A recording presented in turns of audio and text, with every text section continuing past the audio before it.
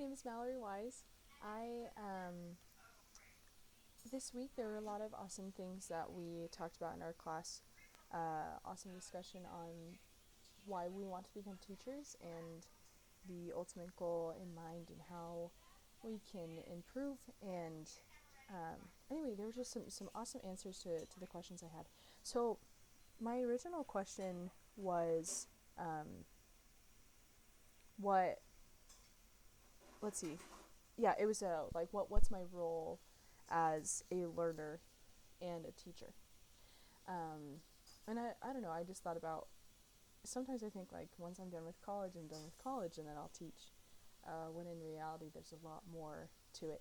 And so my questions that I had under that was, what things can I do now to develop a habit of learning for the rest of my life? And there were just some awesome suggestions that people had said. So some were always trying to find myself in new situations, and being involved so they have opportunities to teach. So taking advantage of teaching at church, in community, getting involved in teaching classes maybe, and then always setting goals of learning something new. And someone has suggested to look at this at like the example of prophets and apostles and how they are learning new languages and learning new things even though they were well past the time that they've been in college.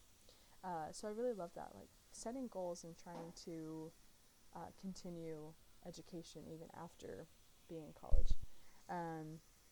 So those are just some awesome answers. The second was, what will I do in order to meet the needs of all the students I will teach? So that was a question that I had, because obviously each student is unique and different and has different challenges and circumstances, and so wondering what am I supposed to do to help all my students. And some awesome suggestions was, honestly incorporating the gospel of praying to love them and understand them and know how you can help them in your role as a teacher, and also counseling with them, talking with your students outside of maybe that class time and really trying to understand them and know them. And so I just love those suggestions of incorporating God and also really getting to know and understand your student. My third question that I had was, how can I continue to develop my skills as a teacher after I've completed college? Because I feel like I'm going to go through all this coursework, learn how to be a teacher, and then I'm teaching and that's it. And there's not a whole lot to it. But something that some of the students had said in our class was, just always finding, again, opportunities to teach. Of course, just getting involved, because the more that you teach, the more that you're in those settings, the greater skills you're going to develop just based on experience. And then also just studying on your own without having to have assignments.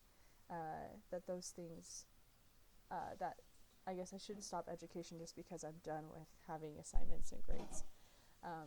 Anyway, so those are just some awesome suggestions from the class, and as I listened to the general conference talk that we were asked to listen to, I just felt really inspired of just really incorporating the Lord in this opportunity to teach.